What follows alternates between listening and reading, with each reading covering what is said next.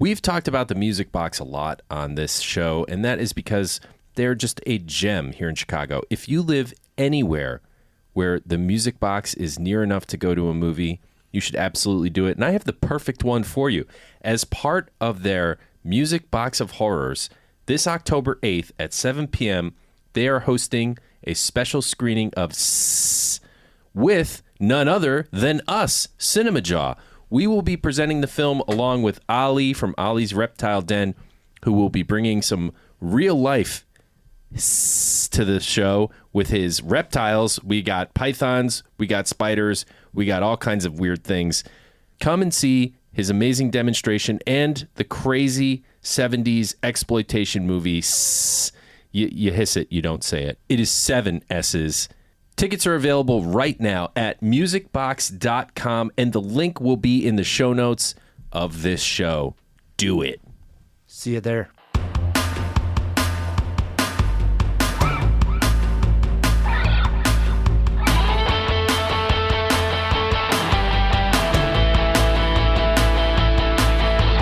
Hey, everybody, thanks for listening. You can support us on Patreon. It's cinemajaw.com. Oh, wait, I'm doing things out of order.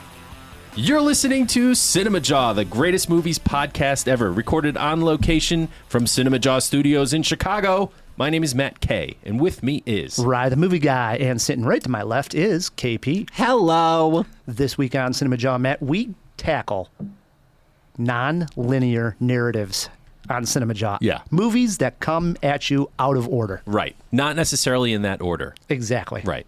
It's like you have a deck of cards and you throw it up in the air and you just choose a few. Well, usually, to be honest, it's not that simple. When you're making a movie out of order, such as Quentin Tarantino loves to do, Christopher Nolan's a master, you really got to be at the top of your game for it to work effectively like those movies do. And when they do, they're awesome. Let's be honest. Have you ever seen the production notes of how Nolan wrote the script for Memento? It's pretty amazing. It is. It's like a flow chart. I'm sure. Yeah. I mean, that's one of those you just got to be concentrating on it all the time to make sure you have it right, because it's going forward in the scene, but reverse from the narrative standpoint. It's wild. It is. It's a wild movie. Yeah. Only Nolan. Also, Matt, happy September. Happy September. Football. Unbelievable. Barbecues. We are in the 9th month of the year already. It's cruising by. This means we have a new theme, and you have to be happy about this. I threw a slew because there are so many big movies starting to come out. We have a lot of big names. We have Francis Ford Coppola, for instance, with a new film out. So there was a lot to choose from, and I think we landed on the perfect theme. Who we celebrating in September? Tim Boom Boom Burton. Oh my God, Tim I am Burton. excited. Yeah, me too. This, I think, is the perfect transition into fall. You know, he's spooky, kind of leans toward that Halloween feeling. I love me some Tim Burton. Yes, we are going to be talking Tim Burton all month of September. You might be wondering why we're doing out-of-order movies. That is because our review of Strange Darling, a film we want to champion here on CinemaJaw, get a review out. Plus, a review of a movie I know you were very excited about, but unfortunately didn't get a chance to see. No. And that is The Crow. Yeah, because you bait and switched me. No, you almost ruined me, Matt. I was so angry. I can't wait to hear about why you were pissed off. I was pissed. I didn't get to see The Crow. That's your problem. At the end of the day, I was so pissed. I was almost like, no, this is a true story. I'm going to talk about this. Yeah. I know. I'm going to talk. But you know what? We'll save this argument for the fish tank so we can actually go toe to toe with each other. Fine. Because I was pissed off where we almost went in a direction we shouldn't have went on CinemaJaw. All because of Matt's laziness. No, we'll get to it. We'll get to it. Laziness, he says. This guy has no idea. So 2 reviews, no guest. We are playing Stump the Kubinski in honor of the great Tim Burton. We are playing Tim Burton cast movie trivia. Okay. So I think you got a shot at this one. I think I do. Johnny Depp. That's my first answer. I'll give you a question that was thrown at me earlier today. How many movies has Johnny Depp made with Tim Burton? At least 5. Up. Yeah. Jeez Louise. 8. Oh, my God. 8. Yeah. 8 movies. They've made 8 movies together. Yeah, I knew it was a lot. Yeah, so that's crazy. That is one collaboration, I tell you. Yeah. Man, I hope they make more together, frankly. Well, since we're going into our Tim Burton fact, I was looking at his filmography. A lot of directors have their ups and downs throughout their career. As has Tim. Tim's is actually more like a steep mountain. The guy came out of like a cannon. Boom, straight Dumbo up. happened, you liar. Straight up. No, the mountain has another side. And then he Okay, went okay. down the mountain. To be honest, he hit a stride. And like the last, if I'm looking at it and being honest, I like me some Tim Burton, but the last like 10 years have not been very good for Tim Burton. You got movies like The Peculiar Children, Mrs. Pettigrew. Yep. Okay, which wasn't well received, and I saw it. It wasn't very good. Dumbo, which is absolutely awful. Dark horrible. Shadows, which was at best. A lot of people don't even like Sweeney Todd. No, that has its It's fans. okay. Yeah. Sometimes but trite. it definitely, when you look at the beginning of his career, and I thought this is a great poll question, actually. He started off so strong. I thought, let's start and throw this out to the Jawheads. What I'm Okay. going to do, Jawheads, is put this and pin it on the top of our Twitter. If you're listening to this on Tuesday or Wednesday, go to our Twitter page. I believe it's called X. It's X, whatever, and you can vote there. But I threw this question out. What, out of the first 4 directed films by Tim Burton, what is his best? All right, here are the choices, everybody. We have Pee-wee's Big Adventure, Beetlejuice, Batman, and Edward Scissorhands. 4 heavy hitters right there. Yeah, that's what I'm saying. He came out firing away. I mean, these are great films. Any thoughts here? KP, we'll start with you, where you would be casting your vote. It's hard, right? Because these are like very formative films for me too, like very early on in my life. I don't know. I think if I were to go at this moment in time, I'm personally feeling very partial to Pee-wee. I could basically quote the entire movie by heart. Love it to pieces. It's also like a bike movie at its core, which it's like, I love those things. I relate to Pee-wee. Everyone I know's got a big butt. Come on, Simone. Let's talk about your big butt. Now, Ryan, this is a podcast, so you guys can't see it, but Matt and I are inside a giant dinosaur, and Yeah. Ryan's trying to break in it right now. We always podcast in here. Yeah, he's trying to climb up the ladder. The view is beautiful. So my choice on this, I also think that these are, man, it's like a Sophie's choice, right? These are all my favorite children, and I would be leaning toward Pee-wee as well. Wow, 2 Pee-wees. Yeah. I mean, it's the biggest adventure on all of them. I would say I'm between 2, and it's the back 2. I would say either Batman, which is classic Yeah. stuff. I mean, Did you ever dance with the devil in the pale moonlight? great quotes from there. Love me some Michael Keaton. And boy, oh boy, I think I ultimately will probably land on Edward Scissorhands. To me, that is the quintessential Tim Burton movie. When I think of Tim Burton, the first movie I think of is Edward Scissorhands, and that happens for a reason. We get like 2 sides, though, because I think like the big fish side, it's definitely more Pee-wee than it is Edward Scissorhands. True.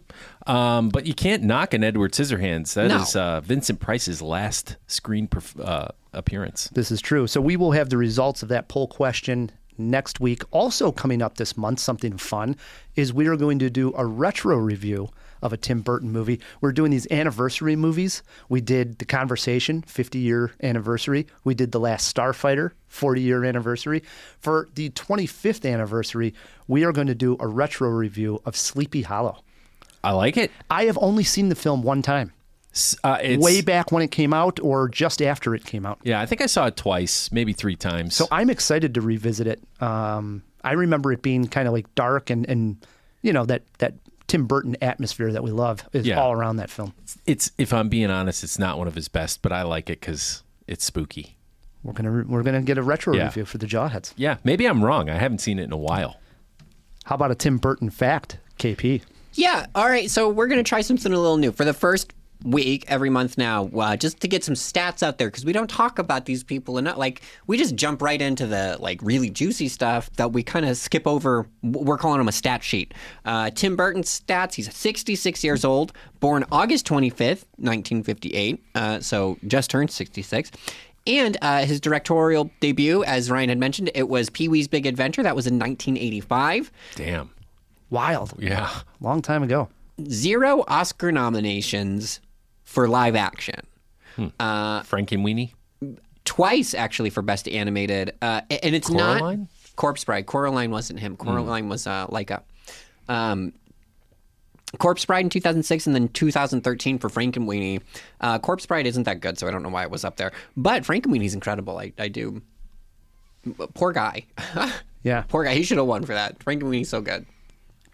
Unbelievable, though, he hasn't been nominated in some fashion for one of these live action. Now, like we're saying, we look back at this 4 that we just mentioned in the poll question. I'm shocked that Edward Scissorhands didn't get him a nomination. Something, right? It really, I mean, obviously Batman wouldn't. Big Fish, Ed Wood. These are some big movies that were critically acclaimed as well, and still nothing for Tim. It's not too late. Shocked. It's not too late. He's got 2 this year. Beetlejuice and Lisa Frankenstein. Did he do Lisa Frankenstein? No, it's clearly no. That was a bit, Matt. Okay. It was a bad bit, I'll tell you. How about a real fact, KP? Yes. Okay. Now we're into that nitty gritty stuff, the good stuff. And okay, worked up. This is a double dip into his earliest films because number 4 on that list. This fact is about Edward Scissorhands. The idea for this film, Tim had actually had it because of a drawing he had made when he was a teenager. It was like a skinny, gangly kind of man. Wonder where that image came from. He went with sharp blades for fingers. He went on to write, "Since I liked to draw since I was younger, oftentimes these images would come up and they'd stay with me, and I'd keep drawing them. This was a character I sketched a while back." And then he would go on to explain that it kind of represented how he felt growing up in suburbia, and then how he kind of felt like the suburbanites in Frankenstein acting like this angry mob is how he felt the world was against him. Very like normal angsty teenager stuff. Fascinating. Yeah. It is. I like that too, and especially KP, since you draw and you have characters that you draw, probably things that you go back to, you can relate to that, right? Absolutely. You guys are Yeah, me talking too. pieces of cheese to me, and you always have been. No, Ryan is a penguin and I'm an alligator. That I still think about regularly. Yeah. Do you remember We that? gotta do. too. We That's a have to great do one. like a CinemaJaw redux. We do. God, that Why was did early. that conversation even come up? I don't This is remember. back in the days. I remember this very vividly. I drew a picture for. This is all like Inside 10 years baseball. ago. Yeah. There was an episode afterwards. I had drawn a picture of it because they were talking about it. Like each one's a spirit animal or whatever. Matt was wearing an alligator wearing his Wingfest hat, and Ryan was wearing his Creed 2 sweatshirt. That Creed 2 sweatshirt is burnt into my brain. That is awesome. You wore that a lot. Well, I got it for free, and Yeah, it fits you nice. It was was nice. warm. Yeah. Yeah. loved Matt it. still wears the I still wear Wingfest that. I was hat. looking to see if I was wearing it today. Too funny. So I asked Matt, did you get a chance to put some sound bites on the board from I did. Tim Burton movies? Of course. What do we got? I know you are, but what am I? That's a classic Pee Wee Herman right I there. think That's we'll, incredible. we'll get a lot of good use out of Yes. that one. Oh, will we? Yes. I think we will. I'm not going to use it again. I'm just going to. I can't tie that in. You beat me, Matt. You don't want to get mixed up with a guy like me. I'm a loner, Daddy. Rebel. Two Pee-wees. Two Pee Wees. They're I both could have great gone on ones. forever. Sure.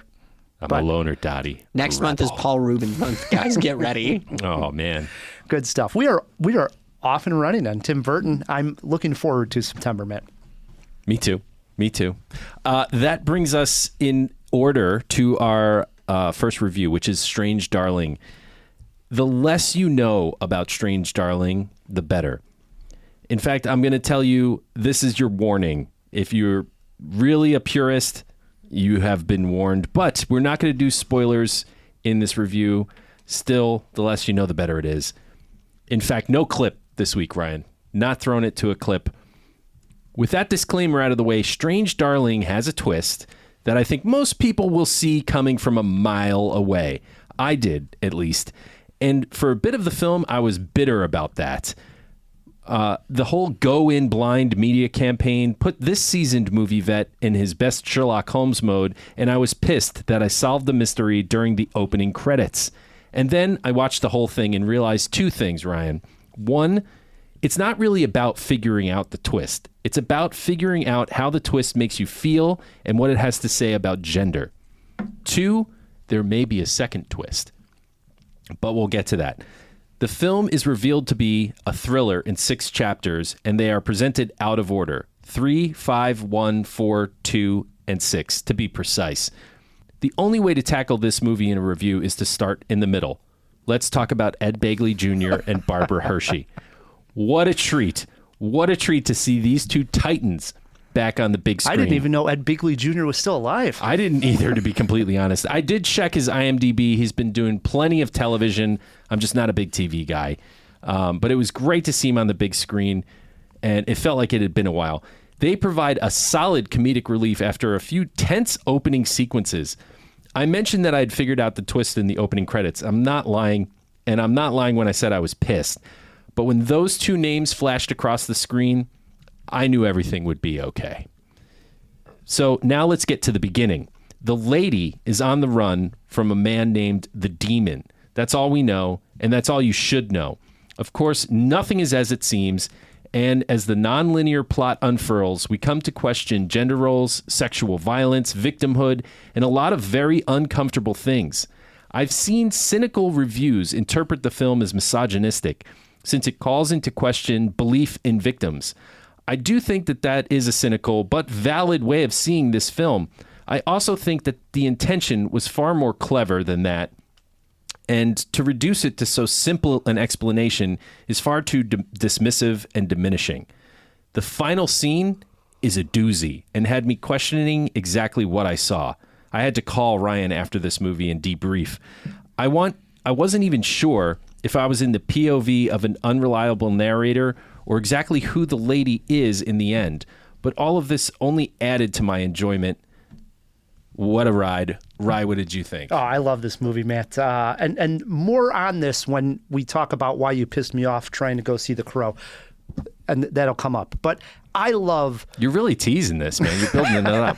I love when I see a film that I knew little about going in and was totally blown away after seeing it. I did not see the trailer. I did not know anything. I went in completely blind. Strange Darling is that film. It just blows you away because it was so unexpected to me. Yeah, I saw the trailer. I had not. The director is J.T. Molnar, and he's given us a refreshing thriller that had me engrossed from the first frame. The two leads, we have not mentioned them. Kyle Gallner and Willa Fitzgerald may not be the biggest household names, but if they keep this up, they will be in no time. I know Kyle Gallner, and to be honest, it was his name that made me want to seek this little film out. He's the demon? Yes. Okay. And he's excellent, is he not? I guess. He's wonderful. The film being told out of order really added to the excitement of the story. This was one of those that's really well done. It opens up on chapter 3, thrusts us right into the chase scene, and the film never takes its foot off the pedal from that point on. I just absolutely loved it. This was we one do of get those... a 5-minute breakfast. Yes, and that is hilarious, and we'll get to that moment too. But I'm talking about like, bam, it opens up like literally right in the middle of a chase. For all intensive purposes, it opens up in the middle of the movie. Something that like... No, it does. It opens up in the middle. Yeah. It basically... A film is going to lead to a major moment like that, and this just opens up to it and has you kind of try to start to figure out what exactly is taking place there. Right. You know what I mean? And really, when you think about it, it's almost like a silent film opening because there's actually no dialogue or exposition at the beginning, and I love that because we're seeing a chase sequence, well-told chase sequence, play out with literally nobody talking to each other. For probably, my guess is maybe 15 minutes before there's a word spoken in this film. Very odd, but you're totally engrossed because it's already a chase sequence. Yeah, no arguments here. I mean, yes. Now, you mentioned, and I saw on Twitter afterwards, that there are going to be some people that are down on this movie for playing the idea that maybe this is, don't believe the victim, so on and so forth. It does call some things into question. It does. But I don't think that it's about that. And here's my point.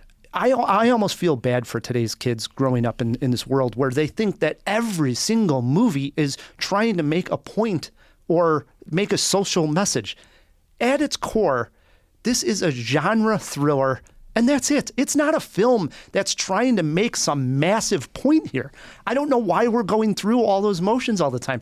When we went and saw Pulp Fiction back in the 90s, did we come out and say like, oh man, what are the gimps going to say about that? Boy, are they trying to say something about the gimps and being gay and tied up in a basement? We didn't even think of anything like that. We didn't come out wondering what the exact social message of Pulp Fiction was. No one was discussing that for all of the craziness that went down.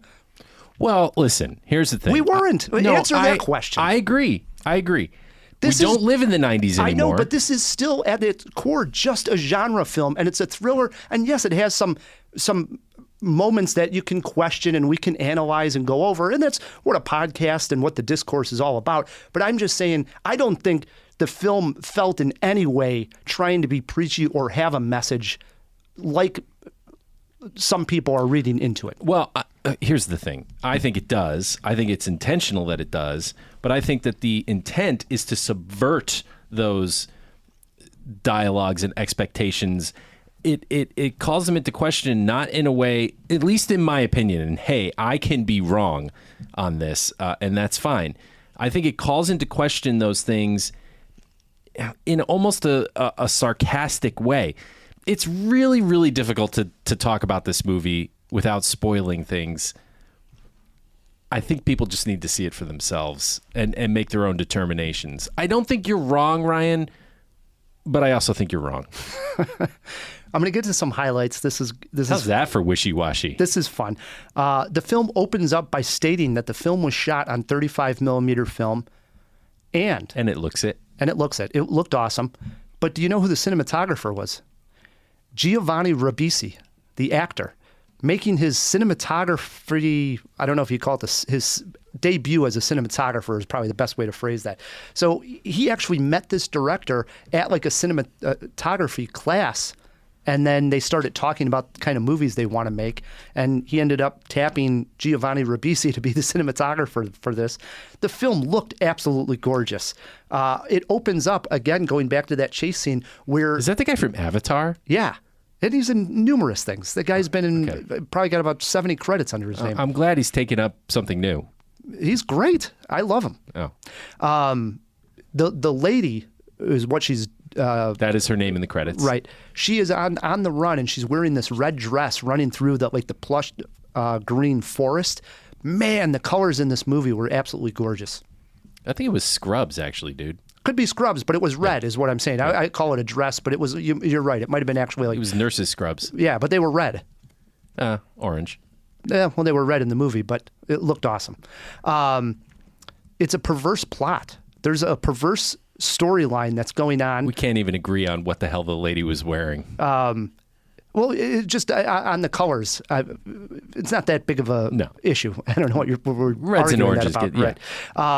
But the perverse storyline of this couple, I think what was great about that's another thing it brings into question. Is we don't see something like that very often in a big movie such as this, and it grabbed hold of me.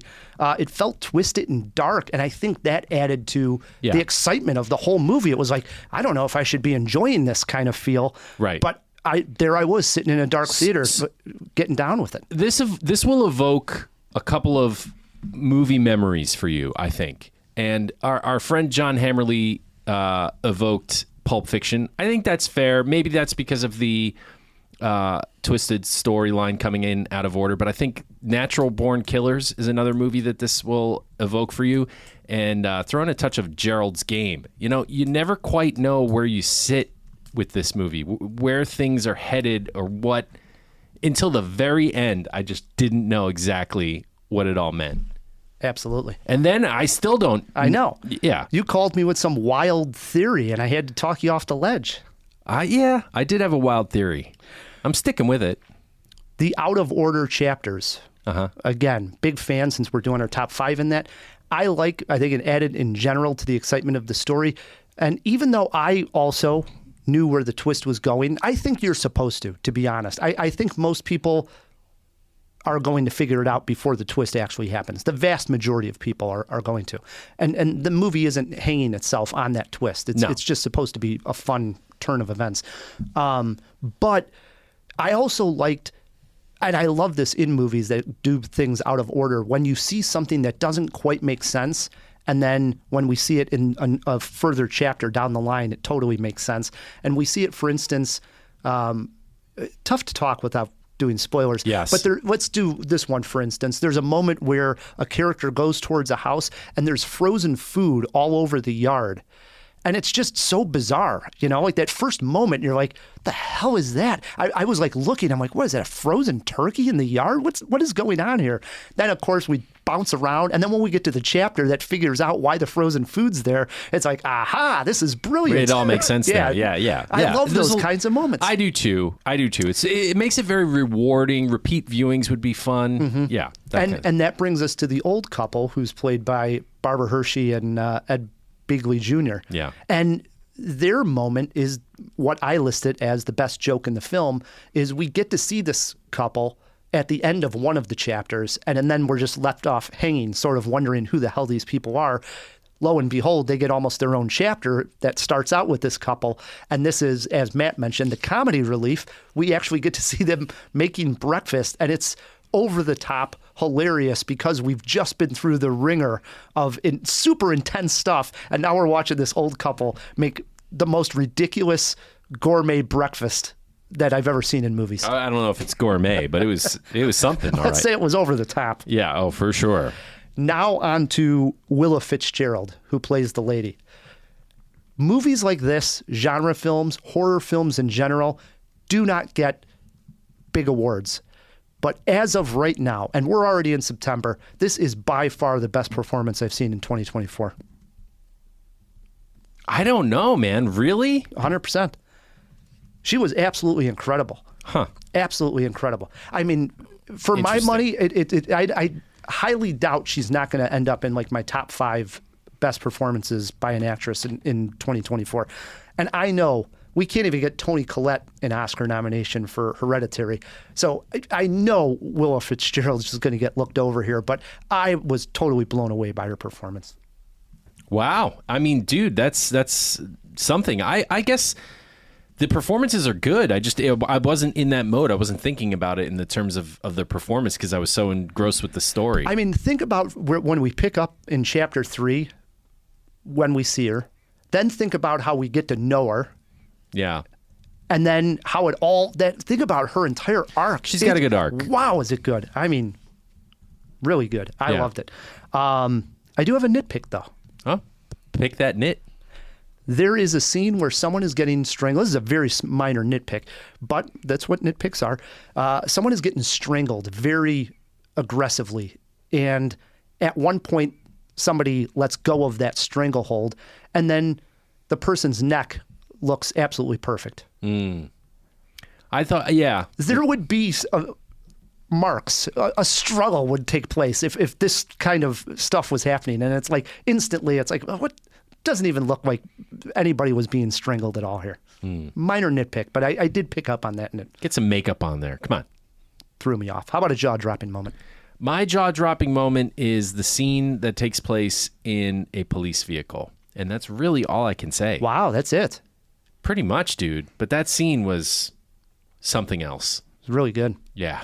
I went with, sticking with my neck theme here, another neck moment. This is a bite of the neck that will end all neck bites in this film. I mean, this was Definitely vicious, gory, and surprising and raw. I mean, it was like, whoa, this is something. One of the better neck bites outside of a vampire movie. Oh, hands down. Yeah. I don't even know one that would be comparable.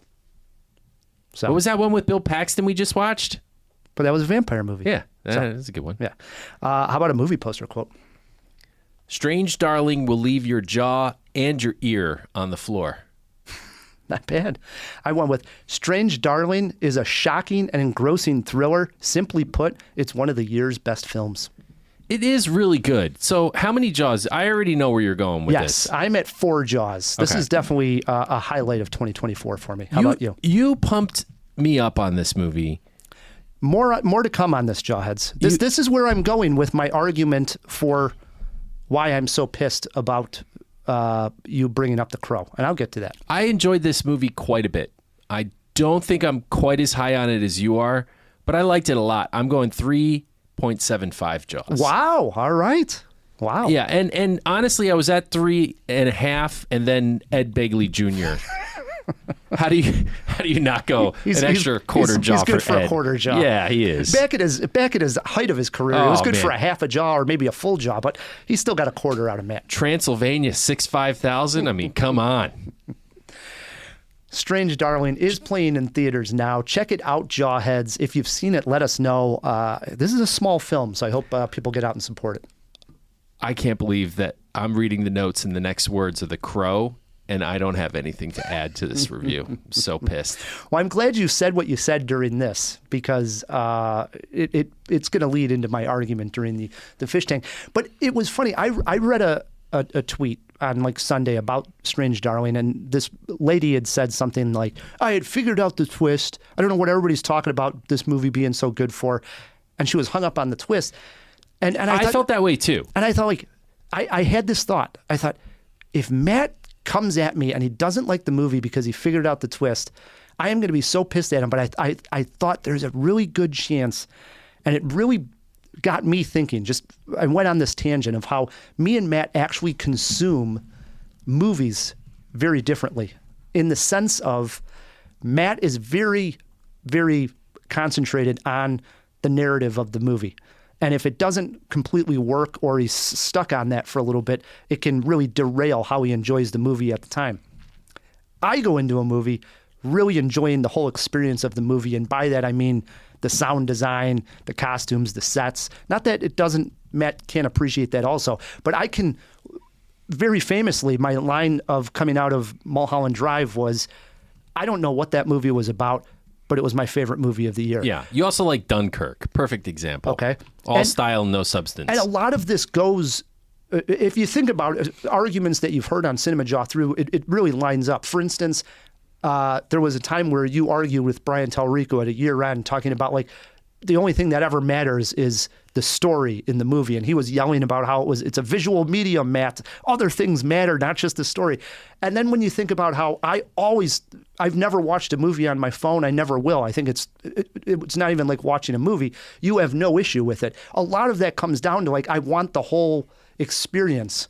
And I thought, like, the little bit in the movie where Matt might be just concentrating so hard on, were they trying to fool me with this twist, may ruin the movie for him. So I'm glad it didn't ruin it for you. It didn't, but it could have. Like I said, I was pissed. I figured it out so early on, and I was sitting there stewing. I'm like, this is stupid. Like, obviously I know where this is going, and there's going to be a twist. And then just wait, because more is left to unfurl, and it's not about the twist. Okay, and so I went further down the rabbit hole, because for a while now, you have been really championing the movie Annihilation, and you brought it up during Space Gears. Loved it. And I thought, there he is. He said he loved it. And I thought, I can remember when we reviewed the movie, I was really high on it, and Matt was pissing on Annihilation. Went back into the... Did I piss on it? Went back and listened to the podcast today. That doesn't seem right. Matt gave Annihilation 2.5 Jaws. That's a slight recommend. And actually said in the review, I think this was a bad move for Natalie Portman's career. Now, my point is, I think eventually you will get, like, the other stuff in the movie. You'll all say, I like this, or the effect, or whatever we're talking about. But a lot of times, I think exactly like we came out of that, you're really hooked on the narrative in the movie, when Annihilation has so much more going on to enjoy.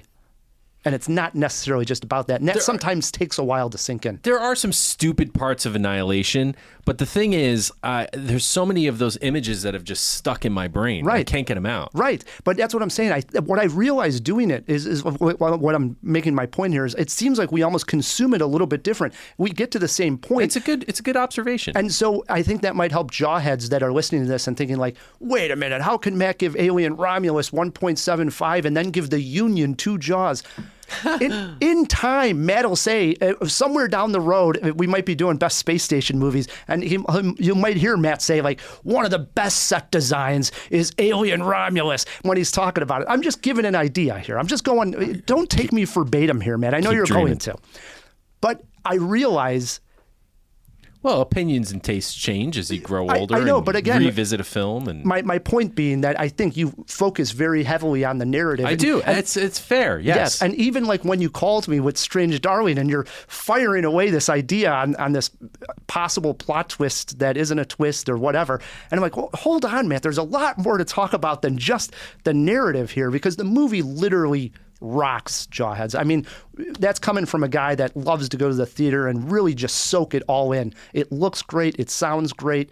It's edited in such a wonderful way. There's a lot to like with Strange Darling. I'm just telling you now. Yeah, that guy from Avatar did a great job. He's in a lot of things, Matt. He's got like maybe 80 credits. I don't know why you're just listing Avatar. I think, was he on Friends? I don't know. He's been around forever, that guy. Well, throw it in the fish tank. Yeah, throw some highlights of Giovanni Ribisi in there. So. And Avatar for sure. Yes. All right. Out of order movies, Matt. Yeah. We thought it'd be fun to go out of order with our top 5. Yeah. Where are we starting? Number 3. All right. Number 3, The Prestige.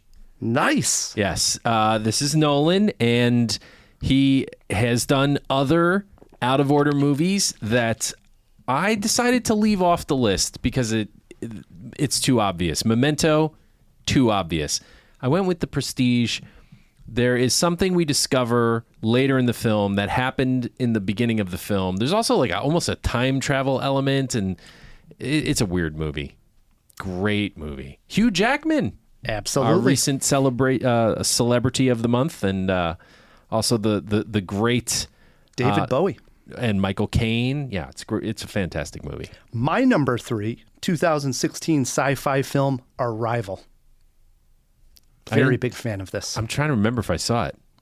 You've seen it, definitely. This is Amy Adams. Oh, yeah. And the aliens. Yes. Yeah. And the idea here is that the aliens are trying to teach us this language and this idea of time being circular.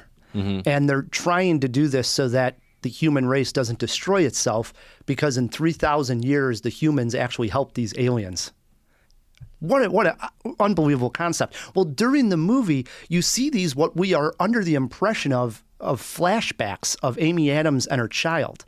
And it ends up that they're flash forwards because time, again, is circular and it's all happening right now. I got to watch that again. Oh, is it good? It is so much better. It's a bit of a mindfuck. It really is. And I'm telling you, it's one of those movies. It gets better on the second and third viewing. Again, it looks great and feels great kind of movie. But man, to understand the whole plot line, I think it really starts to sink in on the second and third view. And it's like, whoa, this is heavy and this is good. I only ever watched it one time. I got to revisit it. Good pick, Ryan. All right, so what number are we doing next? Let's move to number 5. Why not? At number 5, I am going with Drop Dead Fred, which I reviewed with our distinguished guest, Derek McDuff's podcast, Underrated. He asked me, what underrated film would you like to do? And I said, Drop Dead Fred. I don't know how underrated it is. We talk about that on the podcast. If you want, go listen. But I love Drop Dead Fred. This was like VHS era re-rental for me. Phoebe Cates of Fast Times from Ridgemont High fame, and this British comedian who has since passed, but was like highly respected in UK. Man, I forget his name. Can we throw it in the fish tank, KP? Super highly respected in the UK, just never quite broke in the States. This was supposed to be his vehicle to become like, a big shot star. Didn't work out. Love the movie. It's kind of forgotten, looked over. There is a very important part. I think, God, I forget who plays the mom. Doesn't matter. There's a very important part with the mom that comes later. We keep going back. The story comes from her childhood and then her teen years and then her adult life, and it flashes back through those 3 different timelines, and they all converge to kind of complete the story of Phoebe Cates' character. I've never seen it. Oh, it's good. Maybe not good, but I like it. Maybe not good. I think it's good. My number 5 pick is 500 Days of Summer. And this came out in the year 2009. It stars Joseph Gordon-Levitt and Zooey Deschanel. They play Tom and Summer. And it is completely told in a nonlinear narrative structure in which Tom basically chronicles the story of his relationship of falling in love with Summer and having that relationship go. So it's completely out of order. In addition to being a nonlinear way of looking at this relationship, you also have one of the best split screen moments where Tom pictures what it's like to go to a rooftop and talk to his, at that point, I think it's his ex-girlfriend. And then you have the other side of the screen of what actually has happened in reality. So you have his like fantasy of what's going to happen and then really how it played out, happening all at the same time on the split screen. Very creative film. Joseph Gordon-Levitt at his best. I always He's liked, awesome. Yeah, and I always like Zooey Deschanel in the right role. She can be very charming and have a very nice screen presence. So I enjoyed 500 Days of Summer. If you haven't seen it, well worth a spin. It's a classic. Now we go to 2. 2. At 2, I have a superhero epic from a graphic novel by Alan Moore that everybody said would be unfilmable. Turns out they were wrong. The Watchmen. Love this movie. It takes place over several different timelines, with the backstories of all the characters and how their superhero group formed. And again, the stories sort of converge. It's so great. Rorschach. It's funny. I mean, I only seen it one time, but I don't remember it being out of order. Yeah, we get Rorschach's backstory and stuff like that. It's not exactly out of order, but things that are like very germane to like where the narrative ends up happen in the middle of the movie. But they show them in the middle of the movie, but they had happened like decades before and stuff like that. It is kind of a non-linear narrative. Sure. And they jump back to the Vietnam War. You learn all about the comedian because he dies right in the beginning of the movie. So this is one I wouldn't mind watching. Zack Snyder. Another time. Yeah, it's. I think a lot of people shit on it right when it came out because I think it disappointed for the most part fans who thought that the book was too sacred to give this kind of treatment, and they do change the ending quite a bit and things like that. Alan Moore famously like said, "I'm never giving any of my stuff to another studio ever again." But I think it's like one of those movies like Annihilation that just kind of grow on you. Nice. Yeah. My number 2 pick comes from the director Alejandro Gonzalez Iñárritu, who directed Birdman and The Revenant, among others. His directorial debut, which came out in the year 2000, is entitled Amores Perros, and it is a Mexican film. And it might just be the best Mexican film of all time. It is awesome. And it is told in 3 chapters, and it's 3 separate stories, but they're all connected by one car crash. And the first story is about like dogfighting, and it ends with the car crash. There's like a chase, and then the car's going through, and there's this massive collision. And then the second one picks up where it's about 10 minutes into the second story that the person gets involved in the same car crash. And every time we see this crash, we see it from a different angle, which makes it pretty cool. And then the third time is the car crash is more or less at the beginning and how this person is coping with everything that happened and injuries from this car crash. So it's all out of order and all connected through one particular scene. I remember seeing this movie because, it got written up at the end of the year. I think it got nominated for maybe an Academy Award, seeked it out, not knowing that this director would go on to such great things, and was completely blown away by how original a take this was. And I've always thought there should be more movies where it's all connected by one massive I was moment. Just sitting here thinking that too, yeah. And it's like, oh yeah, we see it from all these different angles and all the lives that are affected by, a massive car crash kind of deal. I love that idea, and it worked really good in this film, Amores Perros. It's a good one. Nice, Rye, getting an international film on There your list. you go. Wow, There you're you digging go. deep. I appreciate that. That moves us to number 4. All right. We're out of order here, man. Yeah, we're way out of order. This is my number 4, Vanilla Sky.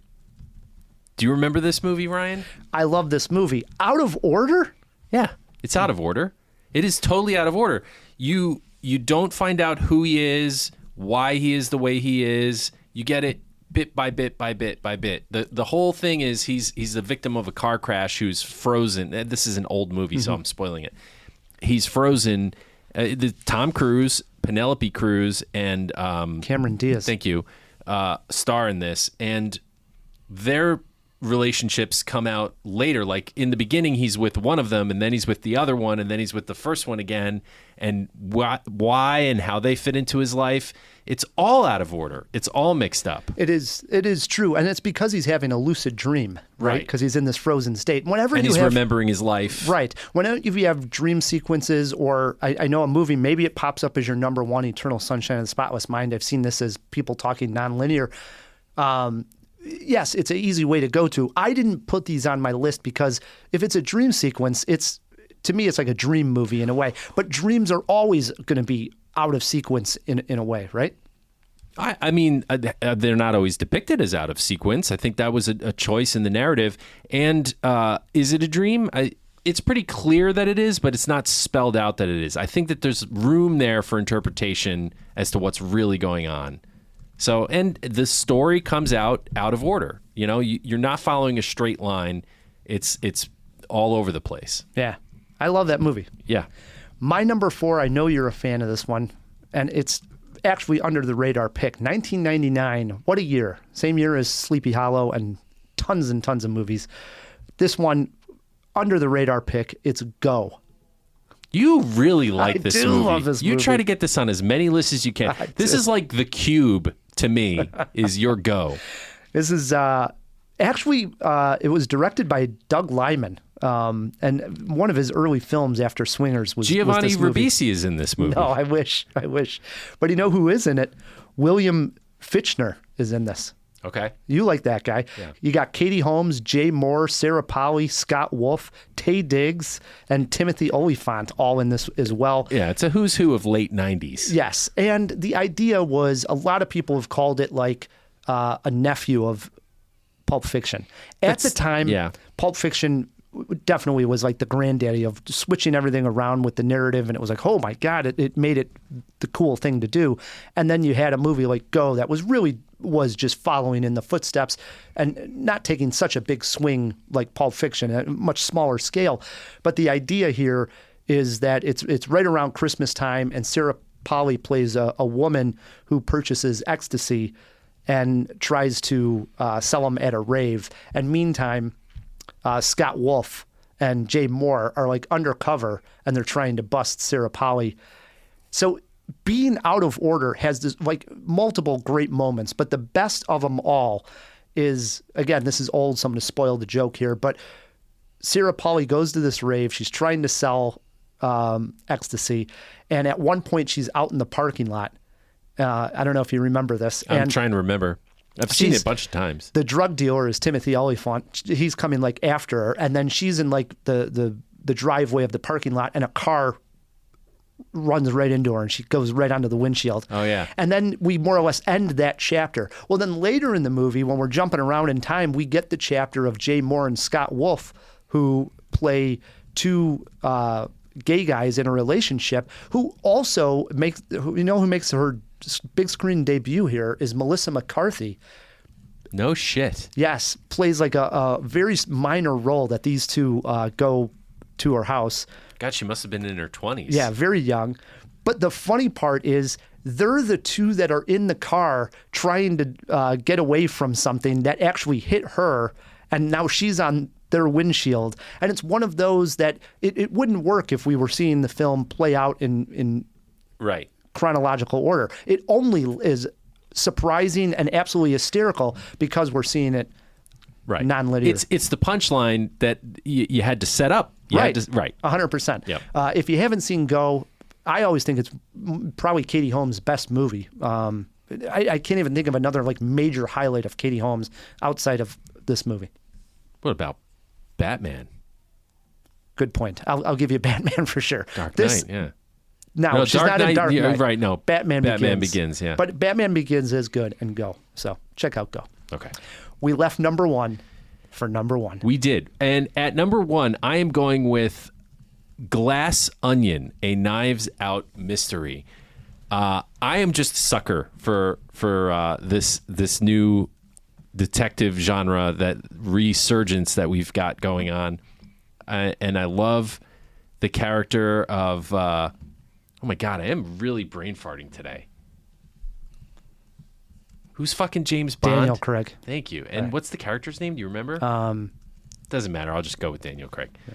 I really love the character that Daniel Craig plays, this suave sort of Southern gentleman. And this one, I think, was just a little bit of a step up from the original Knives Out because it had its confidence. It had its feet underneath it.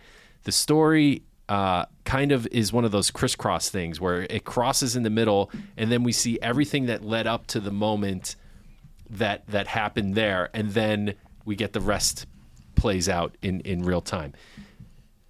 Really good twist that I did not see coming. I don't know if you did. No, I remember being shocked. Yeah. Great nonlinear storyline there. Knives Out. And that's a perfect thing to do in a mystery. It was. Yeah. I like that pick. Very well done. My number one, I did go with a Quentin Tarantino movie. That's fair. He is probably the master at this, or one of the masters. Right, I would go with Nolan. Right. Most of his movies have some type of nonlinear structure. And I landed on, for my number one, being Reservoir Dogs, which came out in 1992. And here's my reasoning why. This movie was given to my brother to watch on VHS tape. And I just saw the title, and I thought, why would I ever watch a movie about dogs in a reservoir? This is so stupid. I'm not even going to put it on. So left it at that. And then a friend in high school that I used to play cards with, but I can tell you with certainty, I never went over and watched a movie at his house ever. The only time I ever remember him saying, we're doing a movie night, there's so-and-so people coming over, we're going to watch this movie, Reservoir Dogs. It's the only time I went to this guy's house to watch a movie. And I was like, oh, man, my brother had that movie forever. I don't even know what it is. I might as well go see it. I saw that probably about 2 to 3 months before I saw Pulp Fiction, and not even knowing that it was the same director. And Reservoir Dogs, the best out of order moment by far for me is Mr. Orange, who is the undercover cop played by Tim Roth. Mm-hmm. And it happens, it takes a long time, but the whole movie, if you haven't seen it, is bank robbers who basically we pick up the story, and right away Mr. White is running with Mr. Orange and he's been shot, and they get away, and then they get to the safe house, and then they got a cop with them in the trunk. Mr. Blonde appears, and they're like, and whatever happened to you? And Mr. Blonde's going to kill this cop, and then Mr. Orange shoots Mr. Blonde, and then we get all these backstories. Who was Mr. Orange? Who was Mr. Blonde? And everything going back to the bank. We go back to there again, and we see, how Mr. Orange got shot. He had to shoot someone, and how harrowing that is because he's an undercover cop. All these great moments, and I remember just being blown away. Then when I saw Pulp Fiction, 3 months later in the theater, I was like, oh my God, this is incredible. It's just like that movie Reservoir Dogs in its structure. And then, I come to find out that it's the same director, and then I never forgot. You were a kid. Yeah, I never forgot the name Quentin Tarantino again, but none of us did. I was just a youngster, Yeah, So. yeah. Interesting, Ryan. Love me some Reservoir Dogs. Been a while since I've seen it, but man, loved it. Honorable mentions. Got a couple. Yes. What do you got, man? I mean, obviously Pulp Fiction, and obviously the films of Christopher Nolan, Tenet, Memento, that kind of thing. Those are my honorables. Kill Bill also should be mentioned, is out of order. Yeah. Tarantino. Run, Lola, Run. Yeah, great movie. One of my favorites that comes up a lot. Yep. And then, I just talked about how much I like the Bourne trilogy. And there is an out-of-order sequence between Bourne, the second one, that has like the sort of stinger at the end where Jason Bourne is like looking at the woman at the end, and he says like, get some rest, Pam, you look tired. And then it cuts to Moby. Moby always ended the Bourne movies. And it was like a cool moment. And then what happens is when 3 starts, the third Bourne movie, 3/4 of the movie is played from the end of the main action sequence of 2. And then that scene is recreated in 3 that we saw in 2 where he says, hey, Pam, get some rest. So like all of that actually took place in between these 2 moments. I like even like a small touch like that. For fans, I think we appreciate that. That's interesting. I didn't even know that. Yeah. Good stuff. Yeah, it is good stuff. Jawheads, if we missed your favorite movie that is nonlinear, plays with the structure of time, shoot us a tweet. I'm sure we missed a few. Oh, yeah, at CinemaJaw, or our email, feedback@cinemajaw.com. When we come back, you're going to hear me tell Matt why I was mad at him about The Crow. Yeah. Plus, we have a review of The Crow, at least I do. And Shut up. Just shut up. And we're going to play some Tim Burton trivia. Let's all go to the lobby. Celebrating Tim Burton this month, I decided to grab a clip from Ed Wood. And I have to tell you, I did not see Ed Wood for the longest time simply because Martin Landau beat Samuel L. Jackson out at the Oscars when Sam Jackson should have won for Pulp Fiction. And I remember it bothered me so much that I couldn't take myself and actually watch Ed Wood. Well, I finally got around to it, and it's absolutely hilarious. And Martin Landau is terrific in it. Still, I would say Samuel L. Jackson should have won the Oscar, but at least I was happy with this performance. And in this particular clip, Martin Landau plays Bela Lugosi, best known for playing Dracula, and we have Ed Wood directing him, and during a break, a stagehand comes over and asks Bela Lugosi for his autograph, and all hell breaks loose. If you're in the car, there is a lot of swearing here, so if you're in the car with kids, earmuffs, enjoy Ed Wood. Mr. Lugosi, I know you're very busy, but can I have your autograph? Certainly.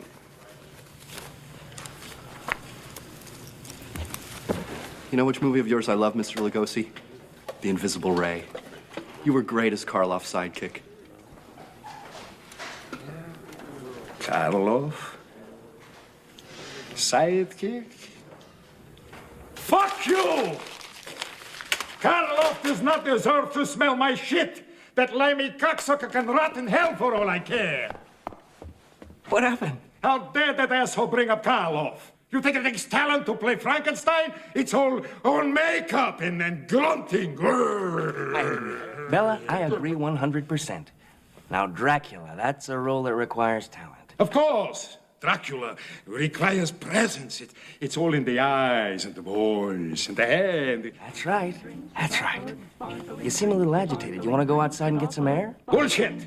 I'm ready now. Roll the camera. Sparkling drinks and awful dandy, dandy, dandy, dandy. And we are back on CinemaJaw. We threw a few things into the fish tank. Let's hop right in. Wait a moment! It's fish! Isn't it? DC! Wake up! No, Pat, it's a giant glass bowl. Hey, get some fish folk. Who's coming with me besides Flipper? Here. That's a Sicilian message.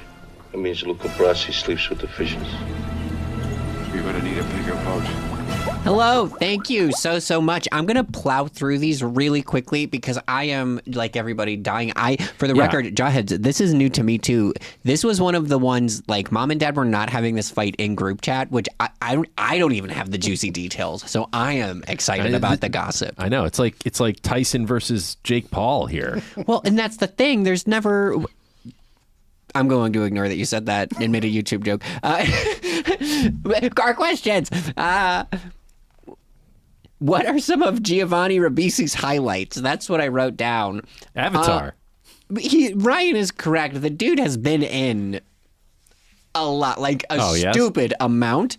I mean, nothing big in any of them, but in a lot. Saving Private Ryan, he was in. Lost in Translation, Perfect Stranger, Public Enemies, Gangster Squad. He's been on so many different TV shows. I'm just saying, Gangster Squad. Gangster Squad's not good, but he was there. The point being, he's been in a lot. That was the point. So much, and yes, none of it is like, of course, Avatar, but none of it is like. He's not the lead. Yeah, right. Yeah, he is good. I'm just giving you shit. And then who was the big deal English actor who was in Drop Dead Fred? Yeah. Who almost blew up, but then Drop Dead Fred happened. That is Rick Mile. He actually, Matt is absolutely correct, was a very big deal in the UK. A lot of credits, most of which I've never heard of. And I guess, okay, I looked this up too. I guess in the UK they do this thing called a blue plaque. If you're overseas, fill us in on what I'm not understanding about it, or like everything I'm wrong about it on. But as far as I can tell, it's just kind of like these ways to honor important people and places in the UK. They'll set them up, and it was very much so like, this person did this here, British heritage. Oh, cool. He has his own in Hammersmith, London, that says Rick Mile, born 1958, deceased 2014, punched his friend in the balls on a bench near this spot. That's an honor that none of us have. So the night is young. That's awesome. Yeah, that is awesome. Was that everything? That's all we got. Next week on the show, we have the return of Ali from Ali's Reptile Den. Yeah. He is going to come on here and plug the event that we are doing with Ali over at the Music Box on October 8th. Music Box of Horrors. Right. We are going to present the movie. I think it's 8 S's? Seven S's. There we go. And I think Ali's going to be back with one of his snakes or reptiles here. It's going to be fun. Yeah. And I think we should just close the door and let the snake loose and see what happens. Just do the podcast with a loose snake in the room. As far as movie reviews, Beetlejuice, which we are obviously excited for since we are celebrating Tim Burton. So we got that to look forward to as well. Now on to the argument of why Matt hasn't seen The Crow. I can't believe you somehow managed to make this about you and how you're the victim. You're like someone else I know who's in the news a lot, Ryan. That's who I'm comparing you to. So why don't you go first since you're wrong? And then I'll clean this whole thing up. Okay, I'm wrong, huh? People may know who listen to this podcast that if you put me in the corner, gun to head, said, what is your favorite movie? I would probably say The Crow. It hit me at the right age. Love the movie.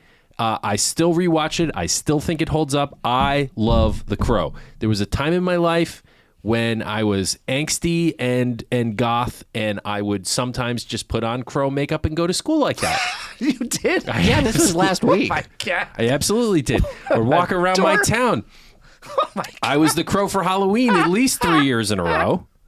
And I looked great. And I looked great as the Crow, by the way. So now the Crow has been remade. Now, I have mixed feelings about that. I have not seen the film, as we're going to get to. But Ryan said, I said to Ryan, I want to see The Crow. And Ryan was like, hey, this other movie came out, Strange Darling. Because here's the situation, Jawhead's like, I'm going to explain that a little bit more on my... Okay, fair enough. Like, I let Rye pick the movies. Right. Like, he's Rye the movie guy, so fine. You know, like, that's our dynamic. He picks the films that we're going to cover. And I have limited time. My life's a little bit more complicated. Kids and stuff, and school just started. So I'm saying to him, I have time to see one movie. Is Strange Darling really that important that I need to see it?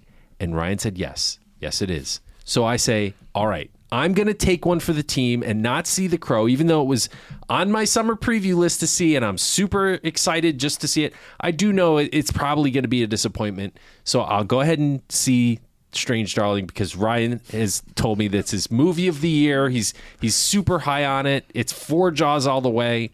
Fine. I go and see it. And I'm coming out of the movie and he's like, by the way, I saw The Crow. I'm like, fuck you. And he's like, we're gonna review it on the show. I'm like, no, we're not. We're not doing that. Well, my kids aren't back at school. I don't have any kids. So I decided, well, I have the time. I will go see The Crow. That was the argument wasn't if I was going to see The Crow.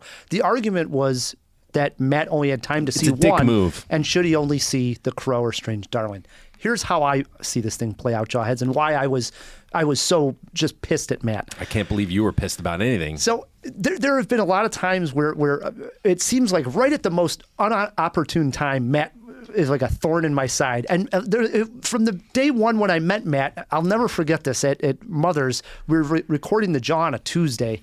Matt at that time worked at bars, and I'll never forget this line. I didn't know you very well, and I was like, we get down there, and you're like, hey, let's have a beer. And I was like, I don't drink. It's during the week. I only drink on Friday, Saturday, Sunday. And you're like, oh, And sometimes Mondays and Tuesdays. No, I just say that. And I remember your line was, "Oh, I never drink on the weekends. I only drink during the week." True story. And that was at that time it was true. And I thought, "Oh, this is just going to be the worst relationship," because I ended up drinking on the Tuesdays and Wednesdays that we would do Jaw, but it was like, oh, you poor thing. Yeah, but I didn't want to. Did you ever pay for those beers? But I didn't want to, many a times. No, you didn't.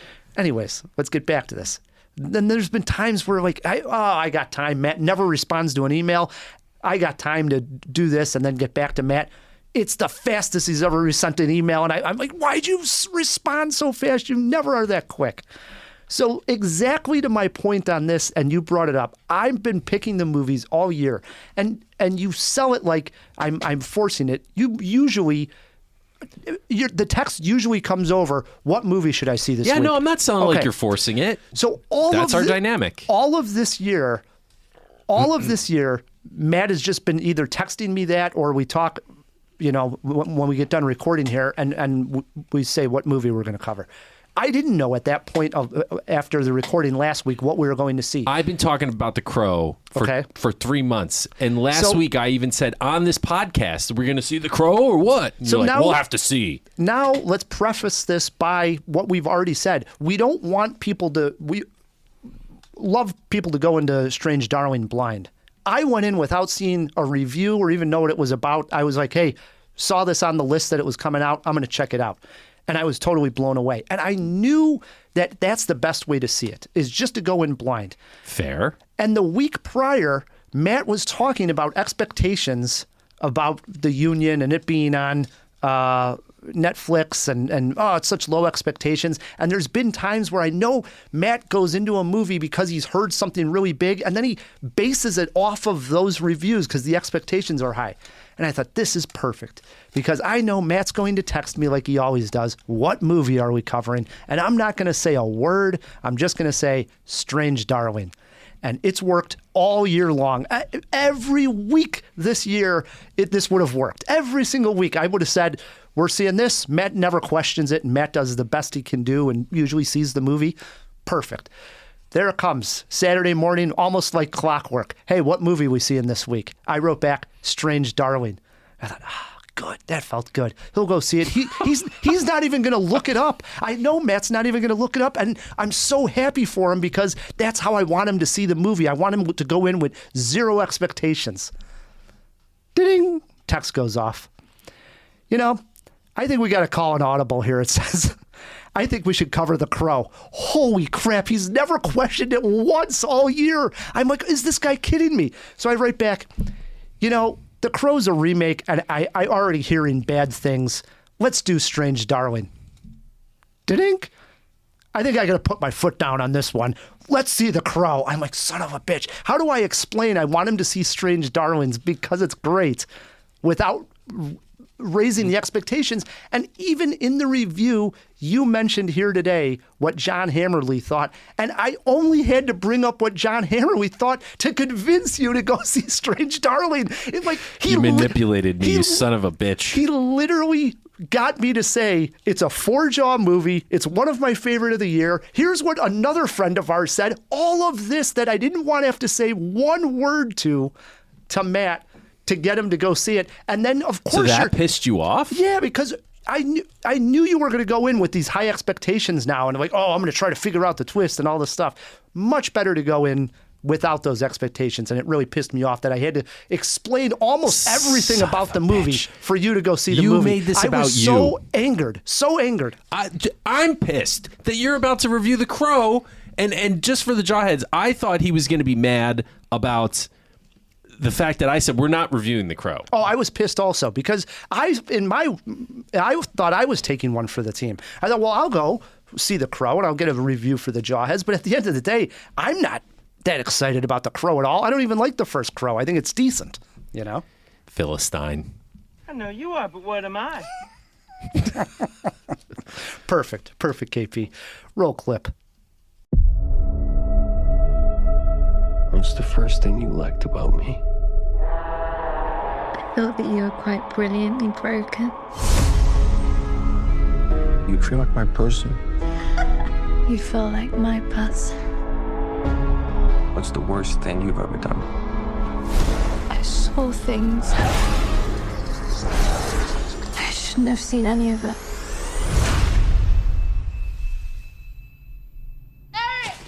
Shelley! Shelley! Please don't do this!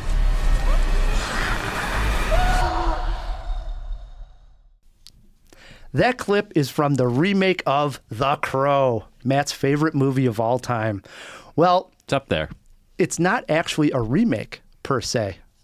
And I did not know that until I saw it. The overall story arc of Eric, that's the Crow, is still the same, but how he goes from point A to point B is completely different.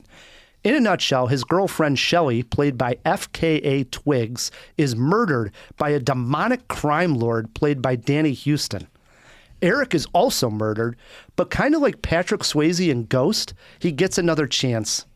This version sees him spend time in a purgatory-like rail yard with a spirit guide who resurrects Eric as the Crow to avenge his girlfriend's death.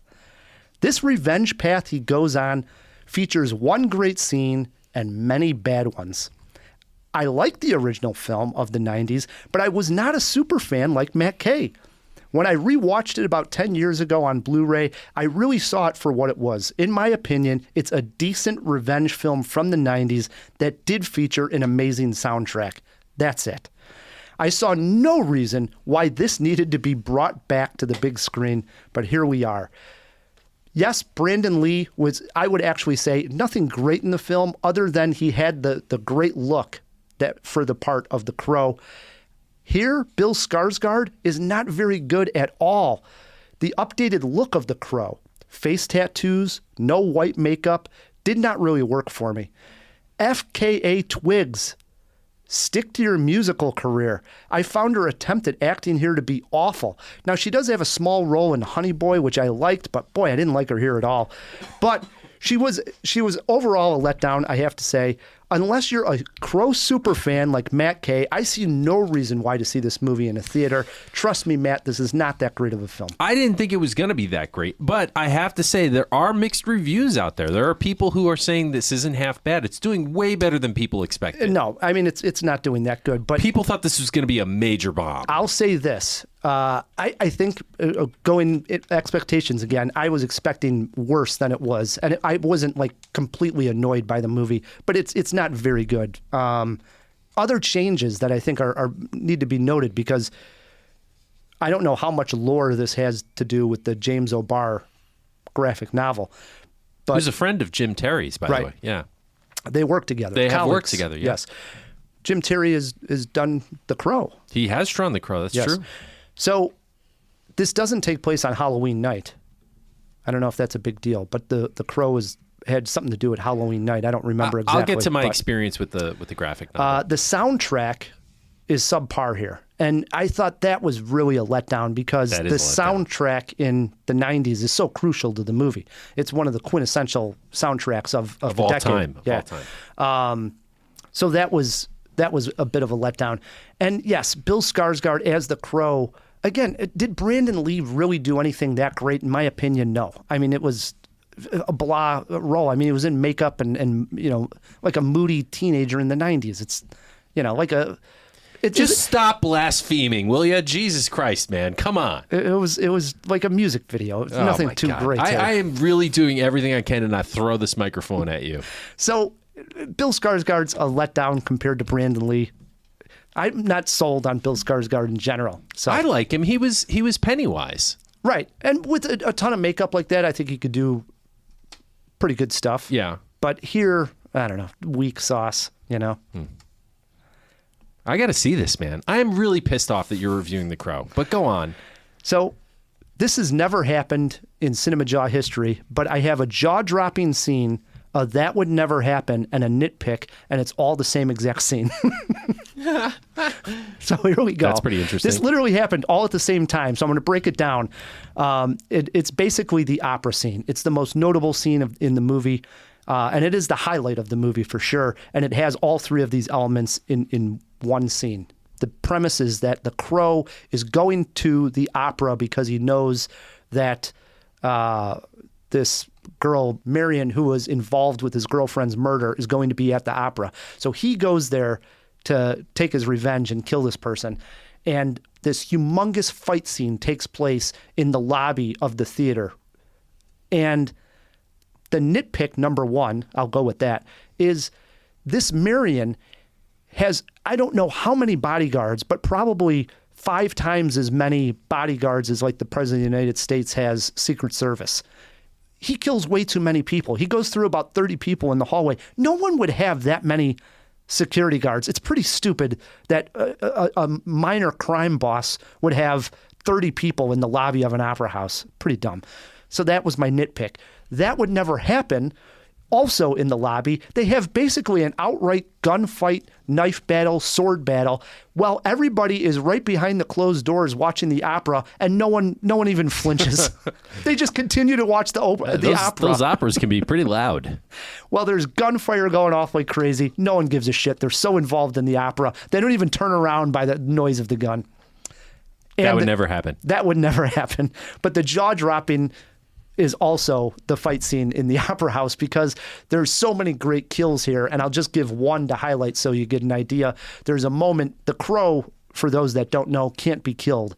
So he can be injured absolutely like terribly. Wolverine, yeah. But he just comes back. At one point, a guy takes a sword and goes right through the crow's body from his chest, and the sword goes way out the back of the crow, and he stumbles back right when another of these bodyguards is trying to kill the crow from behind him, and he stumbles back and lands on this guy so that the sword that's pierced through the crow also falls back into the guy, killing that guy, and then he pulls the knife out of both bodies and kills the guy who originally stabbed him. So there's these kind of fights that are happening very fast and, you know, very well choreographed That sounds kind of cool. That was pretty neat. But again, absolutely ridiculous and some nitpicks in there. But the opera scene has it all in one. So that was the moment. And I even said on my letterbox, at least we got the opera scene. That's the only highlight of the movie. Okay. That's all you have. As far as a movie poster quote, I went with, "This reboot should have not come out of the grave." How many Jaws did you say? I'm going 2 Jaws. Okay. I was going to go 1.75. That's actually better but than then I thought. You know what? Throw the quarter jaw on to make Matt pissed, because a 2 Jaw sounds pretty good. Matt might get a little angry with me. I'm very angry. I can't believe you were angry. Son of a bitch. Son of a... But what did I do? I said, we'll go ahead and review The Crow because it's all about the Jawheads. It's not about me. No, it isn't. It is about the Jawheads. We do this for them. And to be honest, I said we're probably not going to get to it next week with Beetlejuice, and Ali. And then after that, we're not going to talk about The Crow a month and a half after it came out. So. No, although I probably will see it. You should see it, though. I'm going to. You know? Maybe go before Beetlejuice. Get out a little early. I can't. I'm meeting Heather there at Beetlejuice. She's going? Yeah. Oh, nice. And then the whole fam is going to see Wild Robot. Oh, nice. Mm-hmm. We can bring a guest to that? Yeah. I was going to see Wild Robot at Toronto, but I'll double dip. Why not? Why wouldn't I? All right, we ready to play some trivia? I'm ready. Pissed off. I got anger. Can we still be friends, Matt? We could still be friends. All right. We're playing Tim Burton movie trivia. It's actually Tim Burton cast movie trivia. Matt needs 3 or more not to be stumped. Question number 1. Although you did say some pretty mean things about Brandon Lee. He's only okay in the movie. Yeah, it's a legendary role. Question 1, Matt. Name 4 actors from Batman Returns. Batman Returns. Danny DeVito. 1. Michelle Pfeiffer. 2. Michael Keaton. 3. And this is where it gets a little bit more difficult, isn't it? Christopher Walken. That is correct. We also would have accepted Paul Rubens, who plays Pee-wee. Oh, yeah. He plays the Penguin's father. dad. Yeah, wow. Question 1 was correct for Matt K. Question 2, same question. Name 4 actors from Edward Scissorhands.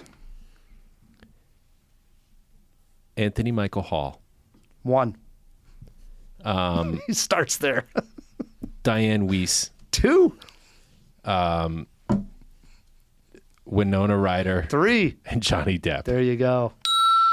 Did you think I wouldn't go there, KP? Wait, were you saving that for last on purpose? Okay. Yeah, okay. yeah. I wanted to get the hard ones out. We also had Alan Arkin as the and dad. Ed Begley Jr. And No, he's not in there. I was joking. Vincent Price. Yeah. Vincent Price. Matt, 2 for 2. Question 3. Name the Tim Burton movie that starred Johnny Depp, Helen Bonham Carter. Hold on. Okay. Alan Rickman and Sacha Baron Cohen.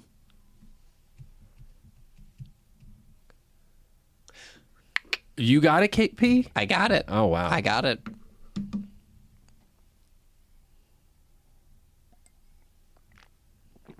What do we have, Matt?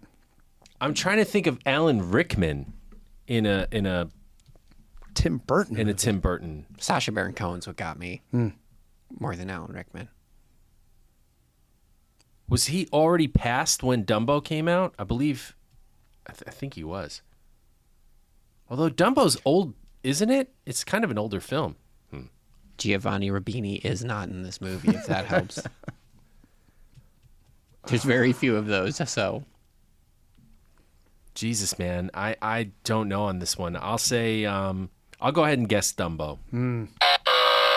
We were looking for? Sweeney Todd. It was Sweeney Todd. Yeah.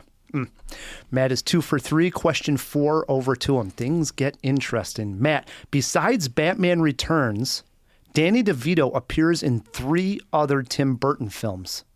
He was in Dumbo. Correct. 3 other films? Yeah. So you have 2 more. 2 more.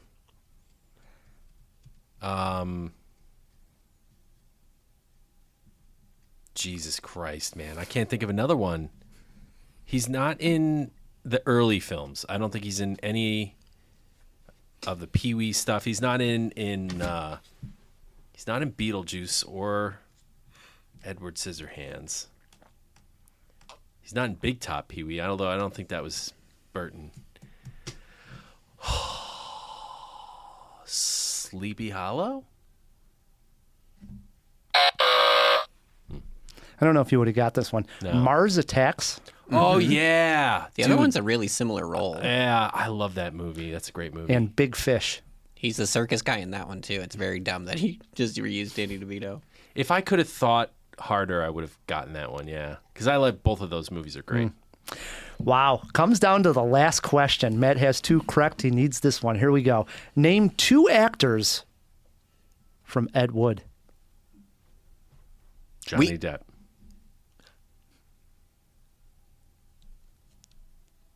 One more. KP's making faces at me. Well, it's funny because We just talked about this. A lot of Off times, mic, we just talked about this. it wasn't even off mic. It was during the clip. You didn't say who played Bela Yes, Lugosi. I did. I did. For the Jawheads listening, a lot of times we do that Martin clip. Landau. Yes. I was going to say, a lot of times we do that clip after the podcast. The podcast. We record that separately. And for some reason, we did it. I was not thinking, but we did it during the break. Thank and you you. guys heard me actually say Martin Landau. I am not stumped this week. And it's funny, when I wrote that question, I thought to myself, don't do the clip until after. Wow, how funny. Too funny. All right. Who so Matt else got was in that it? one right. You also had Sarah Jessica Parker and Patricia Arquette. Oh, he's collaborated with Sarah Jessica Parker a couple times. Yeah. She was in Mars Attacks. Yeah, well, who wasn't in Mars Attacks? Right. It's easier to say who wasn't than who was. That's a large cast. Yeah, it's a very large cast. I mean, you got, what's his name? The famous Jack Nicholson. Jack Nicholson, but I was trying to think of the Vegas Lounge singer. Yeah, and Tom Jones. There you go. Big cast, as we said. Yeah. Well, brings us to the end of a great Jaw. This was a fun one, Matt. It was. A lot of anger, a lot of passion. Yes. Anger and passion are great. And we had some good reviews. We did. A lot of fun. First and foremost, we got to thank our producer, our editor, KP. Yes, thank you guys so much. It's great to be here on this Thursday night. Jawheads, my promise to you is that I'm going to antagonize and fuel flames in our group chat even more. So that way we have more content like this episode. And even when there's not stuff like this, Matt just posted, we joke back and forth a lot. There's the Patreon about one of Matt's weirder habits at the office and in his street. Oh, yeah. I haven't posted that one yet. You got to post that one. I will. Patrons only. Speaking of Patreons only, thank you, Patreons, for supporting this independent podcast. Yes. If you want to help us out there, you can go over to patreon.com/CinemaJaw and donate to the show. And you unlock all these little extras that we are doing. Not sure if Sleepy Hollow Retro Review will go to Patreon only. We haven't discussed that, but it might. Stuff like that we do for the Patreons throughout the time. So join us there. Yeah. Other ways you can support us is by leaving us a review or a star rating, all that good stuff on all those podcast apps. It sure does help. Definitely help get some new listeners to the Jaw. We like that. It means the world to us. Sure does. Until next week, I'm Ryan the Movie Guy. I'm Matt K. And keep on jawing about the movies.